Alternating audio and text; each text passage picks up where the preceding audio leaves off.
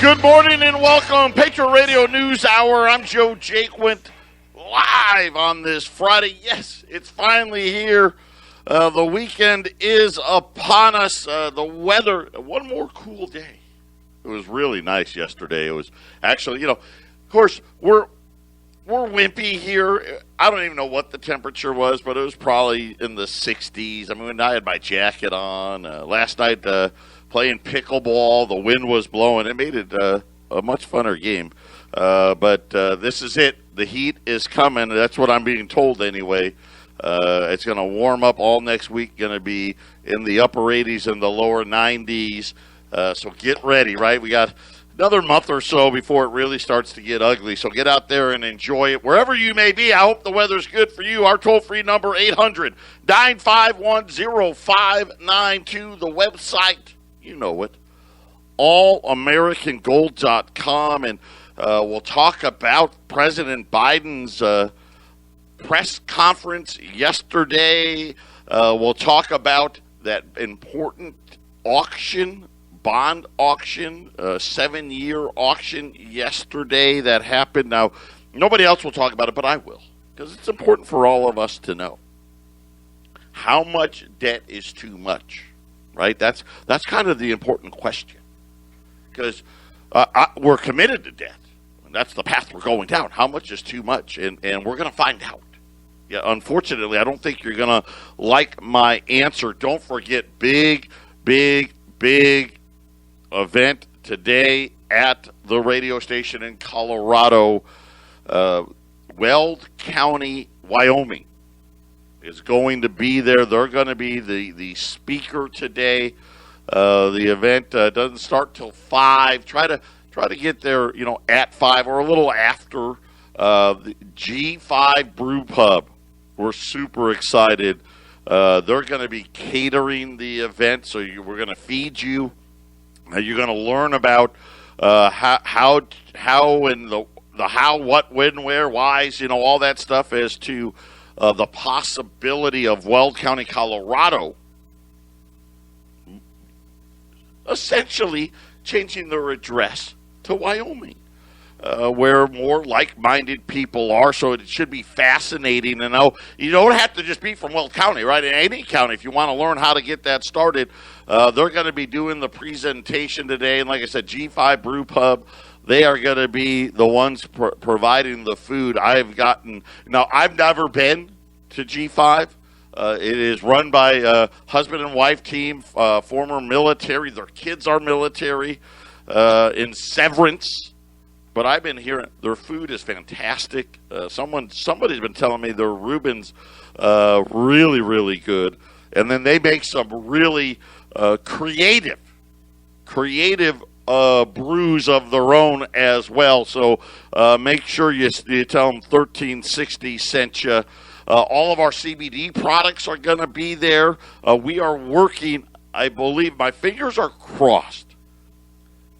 But I think next week, if not the week after, we will have the guys from My Kind CBD on the air with us. And I'll try to give you a heads up so you guys can call in, ask them questions. They can tell you all the ins and outs that I've already told you. But again, and I don't care what it is. For me, I take it, my knees are shot, right? My elbow, my neck, my back, right? And I use it so I don't have to take, the Advils and all that stuff, the ibuprofens all the time. People use it for anxiety, high blood pressure. I told you, the pet stories have been amazing. I know it can help you. It just seems to know what you need. Check it out. Go to 1360 KHNC, hit the shop button. And as I've told you guys 1,000 times, this is the highest quality around. These guys don't mess around.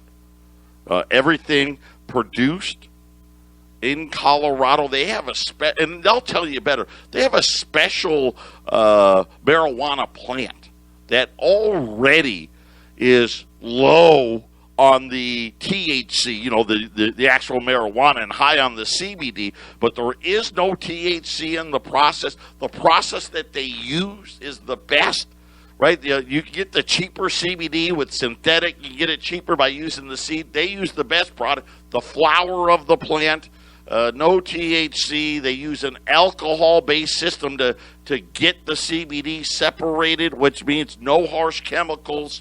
And the price, when you look at the competition that can say the exact same thing that I'm telling you today, you're paying double and triple what we've got it for.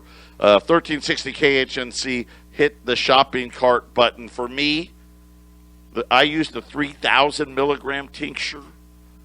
You know, if I would tell people, most people, I'd say probably start at the 1,000. But if you're a bigger guy or a bigger gal, I'm a bigger guy. I go with the 3,000, and then the salve. The salve is one of my favorites, but my favorite product of them all is the cocoa. I love cocoa. Their cocoa is delicious, and I like to take it after a tough day of pickleball. I like to go home and make myself a CBD cocoa before bedtime. So all of those products are available. We also have product available here in Phoenix. You guys can pick them up here at the Phoenix office as well, or just go out online. Shipping's free. No sales tax unless you're in Colorado if you're ordering online or buying the products. Other things to keep in mind. When we get back, we're going to talk about, is there going to be another toilet paper problem? Let's hope not, but don't go out there and hoard all the toilet paper, but I got to tell you about it. Then we're going to talk about Joe Biden and his press conference yesterday, and, of course, the bond auction, one of the largest bond auctions ever, happened yesterday. We'll tell you all about it. Yes, the world. We don't need more toilet paper problems. Remember that? I never did understand that. I never did figure that one out. You know, when the lockdown started and everyone was hoarding the toilet paper. You know, okay, it's not like you could wrap yourself up in toilet paper and, you know, not get coronavirus. I didn't get it, but now get ready. Two things are going to happen. And I already know this. The price is ridiculous. I mean, I don't like to go shopping, but sometimes it's the only time I get to spend with my wife, so we'll go. The price of, like, paper towels and toilet paper, it's crazy. I mean, it's a small fortune to get it, and now you may not be able to get it at all. The biggest producer of wood pulp, that is the raw material used in bath tissue, amongst other things, warned that a global crunch in shipping containers, amongst other things, is creating supply problems. By the way, that ship in the canal, they can't get it out. They can't get it out. I saw more pictures today. It's so funny. These huge machines, you know, these huge excavators and these huge loaders. I mean, these would be things in front of your face. You'd be like, wow, you know, it's stuff where the tire is taller than you, right? These machines are massive, and they look like little bitty matchbox cars compared to the size of this ship.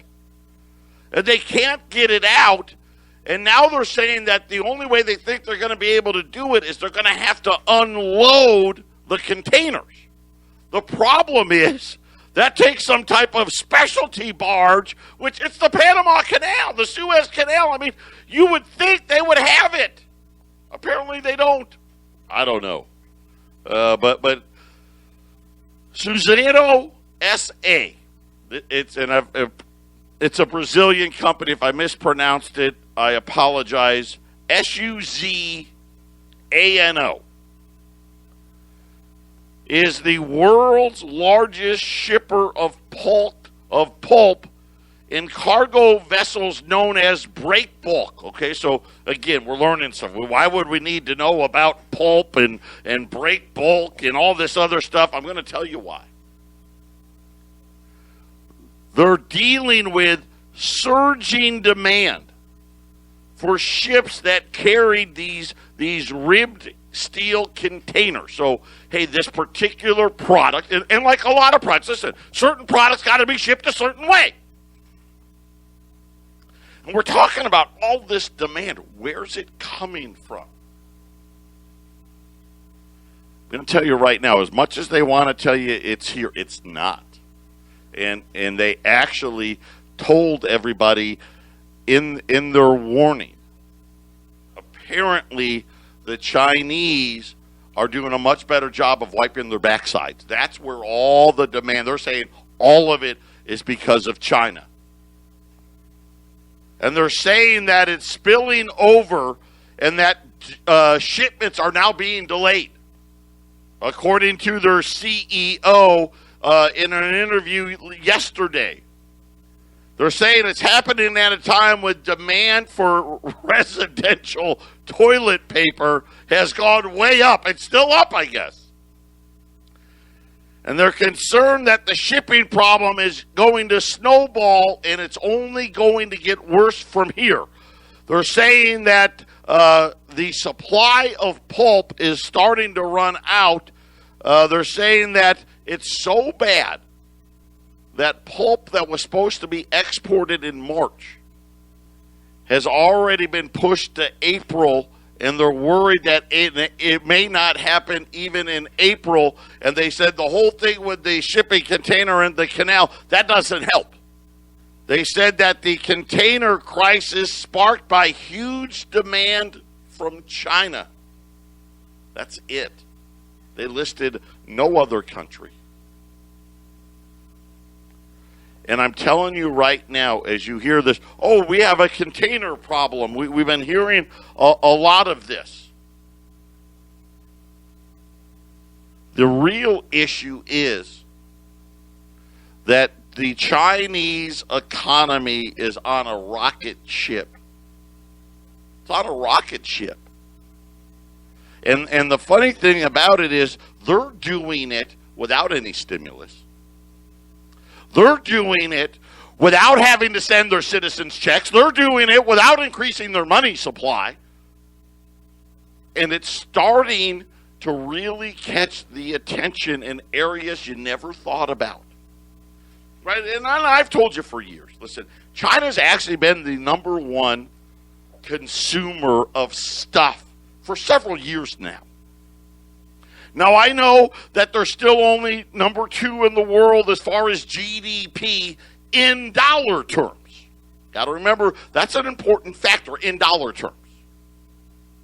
See, we have a lot more inflation than they do.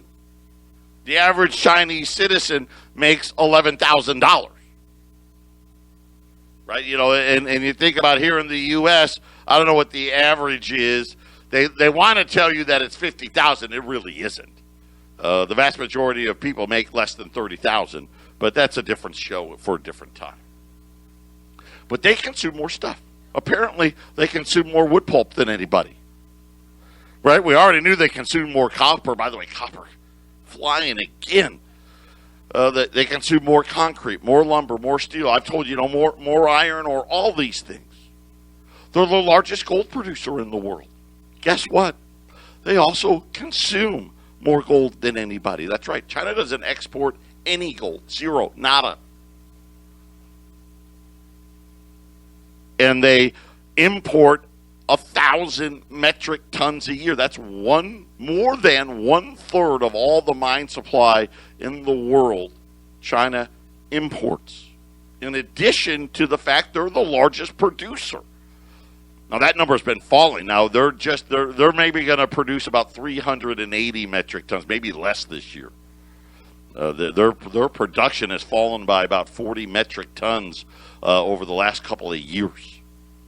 But still, when you add it up, I mean, they're consuming almost half of all the mine supply. It's incredible. And all of these little things that we're seeing are adding to our dilemma. But it's spreading, like I said, into other things. Primarily how other countries decide what to do with their money. because they have choices. Just like everybody here, we all have a choice, right? I mean, some, right? You can choose to leave your money in a savings account or your checking account, right? You could choose to keep money at your house.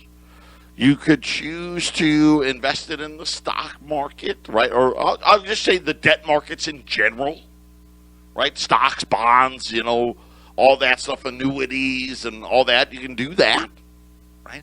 You can choose to buy gold and silver, right? I mean, you can do that. These countries have the same option. It's funny, the option they don't use, keeping it in the bank. They don't use that option. They didn't used to be in the debt markets either, by the way. They're only in them now to give the illusion of prosperity, like our Federal Reserve, like we all know. I'll be able to, I'm like Joe Biden today. If interest rates weren't zero, right? If they were where they're right now, interest rates should probably be what? 5, 6, 7%? Right? With the inflation that we have, maybe higher. We would have a much different economy, wouldn't we? Of course we would. Housing wouldn't be roaring. The stock market would be significantly lower. We may actually have people showing up for our debt auctions, stuff like that. But what's happening now is all of these central banks need to support their debt markets. And okay, that's the choice. That's the choice they made. We don't get to decide in it. They've told us whether it's true or not. Right? Essentially, the whole world would come to an end if the central bank wasn't manipulating the markets. Kind of tells you, well, doesn't that mean that's kind of a house of cards? Right? But that's neither here nor there. It's a choice, right? They could buy another country's debt, right? Used to buy dollars all the time. Because the law of the land for decades after World War II was you had to buy your wood pulp in dollars. So it just made sense to hold these dollars. Or you could buy gold and silver. Right? Well, gold anyway. Silver is kind of really hard to store in the quantities that we're talking about. And we've seen a fundamental shift. And this happens, I don't know how often, but go back to the 60s, 50s and the 60s. Central banks, governments spent a lot of money buying gold instead of doing any of the other options I gave you. And they're doing it again today, right? We talk about it all the time. Central banks are net buyers of gold, and you're talking hundreds of metric tons a year. Which is telling you, I don't want to have that much exposure to fiat money. Because they have choices. They could buy U.S. debt. Because like I said, remember what I said, they don't keep it in the bank. Kind of funny that they don't, because they don't. It's not that safe there. But when they buy other currencies, they're buying the debt, right? Treasuries, things of that nature. They're buying the debt, and then when that debt matures, right? They either buy wood pulp, as an example, crude oil, cotton, whatever it may be, and then reinvest what's left over. And it used to be America was number one. Matter of fact, you don't hear them say this that much anymore. The U.S. debt, it's the best debt in the world. They've never defaulted. Of course, technically that's not true, but okay. And of course I'm talking about like when Richard Nixon closed the gold window. That's a prime example.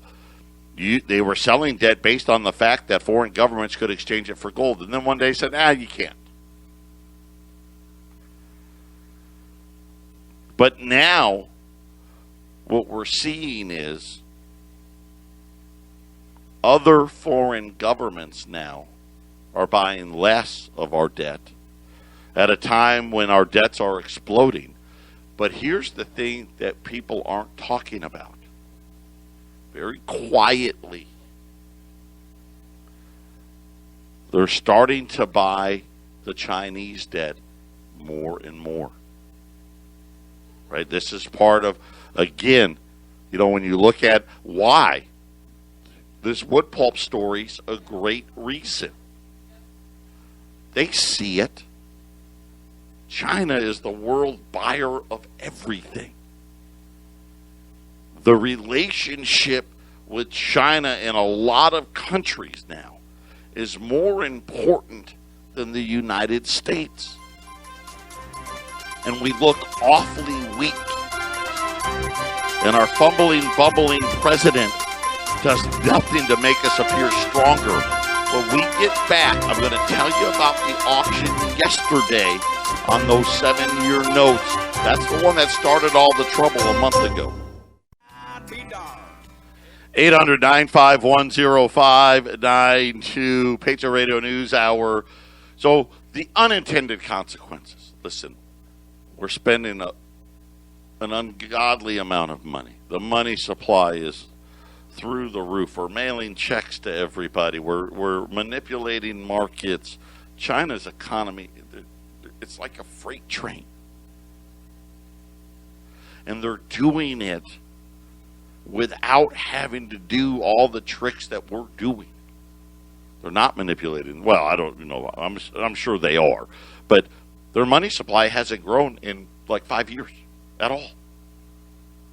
They're not mailing out checks. They're not, the government debt numbers are actually getting better because their economy is getting bigger. People are starting to pay attention. And they're making decisions that, hey, you know what? That may be a good idea right now. We always talk about be diversified. Buy stocks. I tell you that all the time. If you got a respectable 401p in it, right? Housing, great. Land, super. But have your hard assets. And we're seeing this play out now in other governments. They're getting their hard assets, right? They're buying them. They're also bringing them home, right? They're doing it's a double. Then they're taking their money that, you know what? I used to buy a lot of U.S. debt. I'm going to start buying less.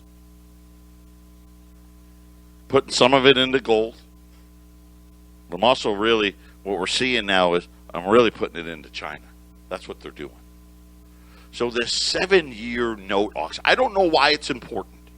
Okay, so pardon me, I don't know. But apparently this particular auction is an important one.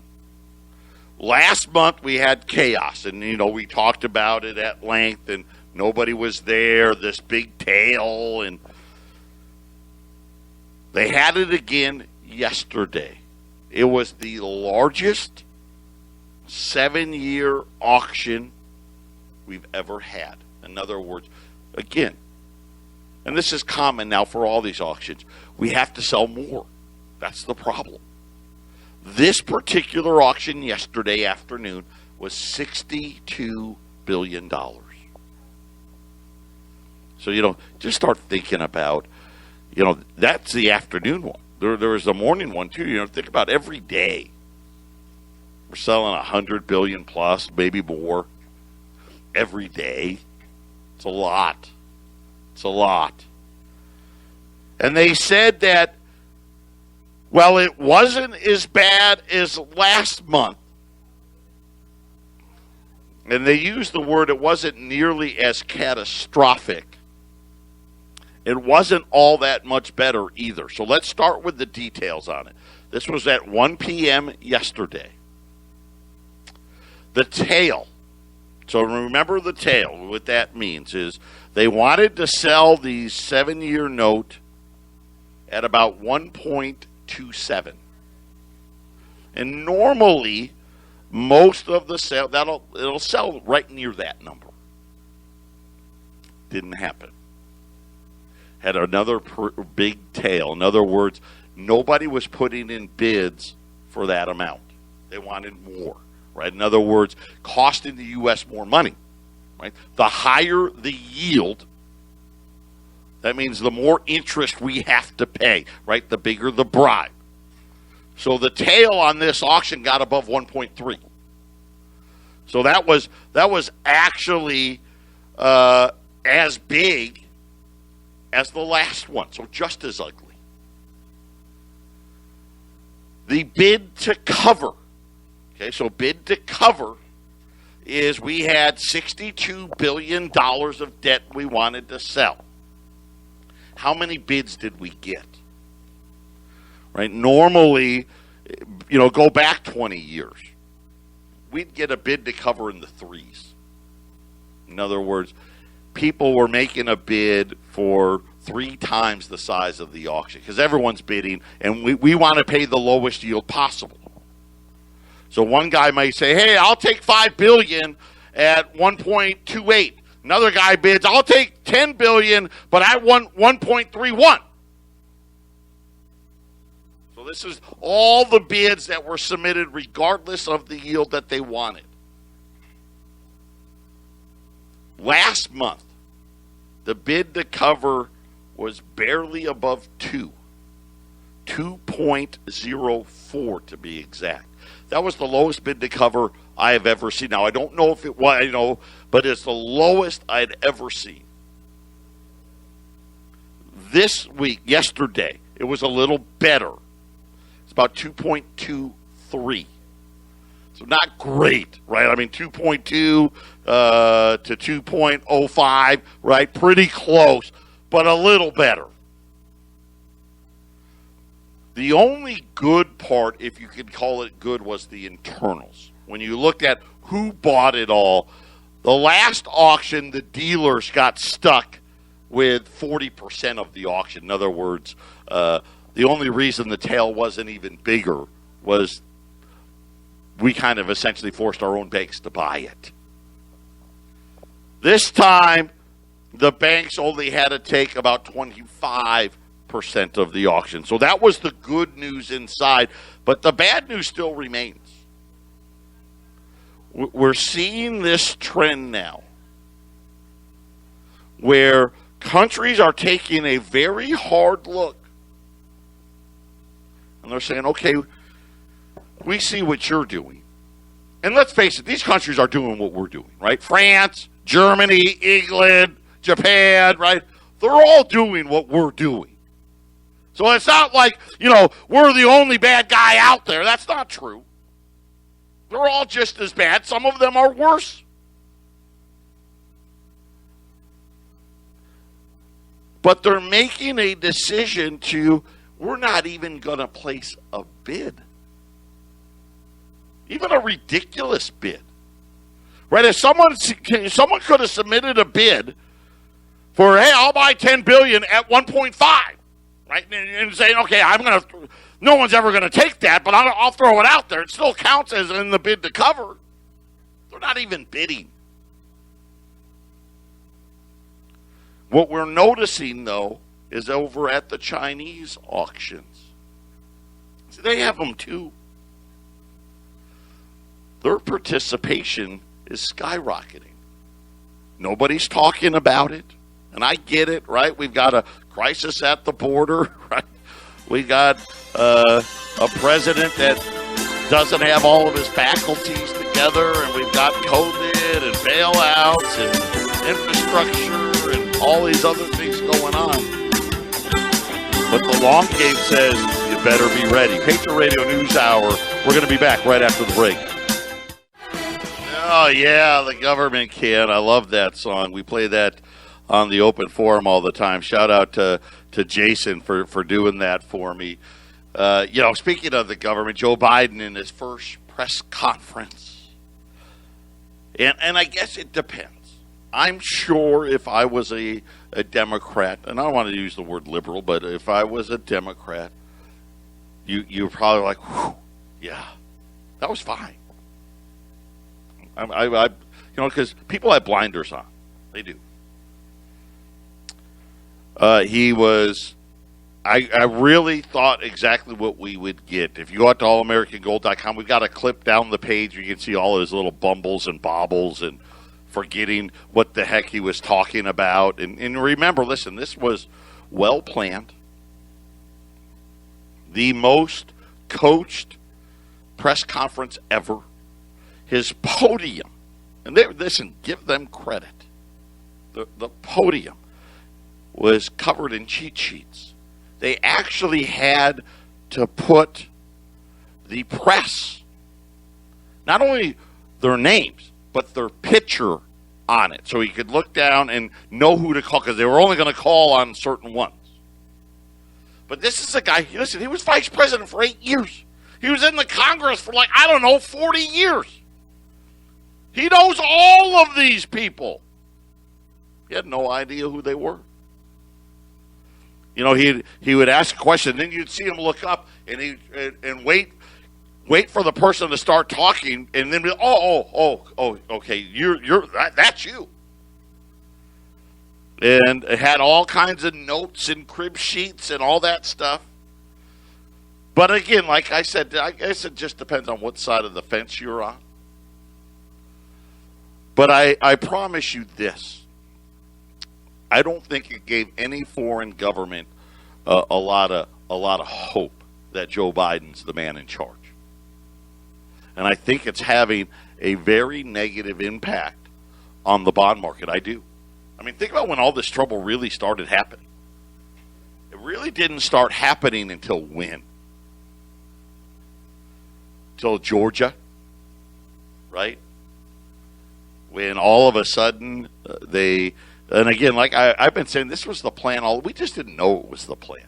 They got the patsy that they wanted, stole the election, then got the Senate. Because remember, everybody was saying that, well, even if he did win, we're still winning at least one of those seats in Georgia, and it'll be fine. Didn't happen. And the yields. Now, listen, we had problems. Don't get me wrong. We had problems in the debt markets for a while now. Go back to 2019. I mean, we've had the problem. And the Fed's been buying debt for a long time now. But it's really become an issue as of late. Today, the 10-year note approaching 1.7 and rising. I like how gold's behaving today. Gold's up today. Was down yesterday, up today, but just sitting right here in this 1730, 1735 range. Silver, the most undervalued asset in the world as far as I'm concerned, right above $25. But I don't think yesterday, maybe it was good enough for enough people, right? You saw the Joe Biden, nice guy, and the softball questions. Nobody, where's the fact checkers? I'd love, remember CNN? Oh, Donald Trump's such a liar. Where's the fact checkers? I don't think he said one thing that had any truth to it whatsoever. Why aren't they up in arms? Remember, there was one reporter that did kind of press him, hey, when are you going to let us into all these facilities so we can see how bad all these kids are? Well, later. Yeah. Well, after I fix it, I'm going to let you in. That was kind of his answer, but scary. And I don't mean that because I want somebody else to be the president. I mean that from a standpoint of, listen, we're at a very big crossroads here. The amount of debt that we need to peddle. This is vital. Believe me, none of us, nobody wants to see a bond market collapse. I mean, what's happened in yields just this year has added hundreds of billions of dollars to the debt. If this thing breaks down, listen, and this is my fear because inflation is here. China's got demand going gangbusters. The rest of the world, really, we should be in an economic slump. But we've juiced it, right? And they've all juiced. Like that, they've all juiced it. We're just mailing out checks. And now guess what? The cost of shipping, I don't care what you use, land, sea, air, through the roof. The shipping container companies, they're bypassing the United States. Right? They're like, hey, they're calling up, hey, listen, I got soybeans, I got this, I got that, I need a ship. Yeah, we'll get back to you. That's what they're saying. You know why? China's our number one customer, not you. We got to talk to them first, then we'll get back to you. But the prices are going through the roof. You throw in all the spending on top of it, and we've got ourselves a powder keg here. And really, I don't know that the Fed can stop it. Because their problem is they're reactionary. They have no vision. They believe their own baloney. Oh, it's just going to be transitory. Well, transitory can mean anything. Transitory for 6 months, transitory for a year, transitory for 5 years, maybe longer. Get your portfolio right. Have that inflation protection. You know what that is. That's gold and silver. Final segment coming up. Don't touch that dial. 800-951-0592. Gold 1732. Up 7, silver's up 4, 25.06. The Dow's up. Matter of fact, everything's up today. Crude oil. Well, that tanker is going to be a big problem. Crude oil back above $61 a barrel as they've been unsuccessful. It looks like it's going to be through the weekend. Hopefully by next week they get that thing out of there. Otherwise, it's just going to create a lot more problems. And a lot more expensive. Get ready. Everything, and I mean everything, from toilet paper to tires to coffee to all the other things, lumber and copper and all of those things. It just is what it's going to be. And I don't think the central bank's ready for it. The bond market is showing signs of cracking. And I look more, when I see that bid to cover ratio that low, I get nervous. How big is that tail really? How close were we to having some monstrous tail? And that's what we don't know. And this is with the central bank well aware of what's happening. I mean, they're manipulating it the best they can, and it's still not holding together. I've got a little bit of everything today. I've got $10 libs, and I've got less than 20 $10 libs at $1,000 today. Some 20s. We do have some 20s at $19.95 as well. On the silver side, I still have all the silver on sale. The $50, the quarters, the dimes. And don't forget the shopping cart. Go to allamericangold.com. You can buy all weekend long. But if you want some gold put away today, I've got less than 20 $10 libs at $1,000. I've got some $20 libs. Those are the 1 ounce coins. $19.95 at 800-951-0592. Again, the mints. No movement. Gold Eagles, nobody had gold. Wow, are they expensive? We actually had a guy who was like, I want Gold Eagles. Find them for me. Big premiums here. It just tells you the demand everywhere. And it's all the countries. It's the Canadian mint, the Austrian mint, the Australian mint, the Chinese mint. Everybody's out there because everybody sees it. The only ones that don't see it are the cheerleaders on the stock market and the central bank. Those are the only ones that don't see it. And I promise you, the press conference yesterday, that a lot of the liberal will tell you, oh, he did it. What a great job. He's so kind and compassionate and anything's possible. Believe me, that didn't impress anybody. Matter of fact, it just reaffirmed what I think most people think, which is we've got a weak hand at the helm of the United States. And I think a lot of countries are taking notice. And you're seeing it in the bond auction. Listen, you're seeing it in the bond auction. Right? When did it really start happening? Where all of a sudden these yields started exploding. The central bank, I mean, how many more times they got to come out and say no one's raising rates for years? And it's just not happening. A year ago, think about a year ago, the 10-year note was at 50 basis points. It's gone from 50 basis points to 1.7 in a matter of months. You don't see moves like that, at least not without raising rates. 800-951-0592. Listen, God bless everybody. Get out there, enjoy the weather while you got it. We'll be back on Monday.